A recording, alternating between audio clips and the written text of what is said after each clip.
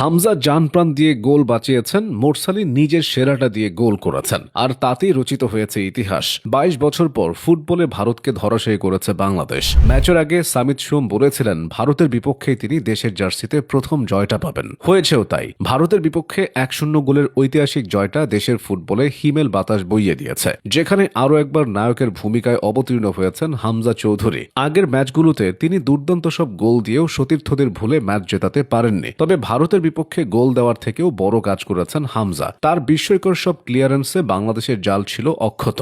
ম্যাচের পুরো সময়টা লিড ধরে রাখতে মাঠের এক প্রান্ত থেকে আরেক প্রান্তে ঘাম ঝরিয়ে গেছেন হামজা।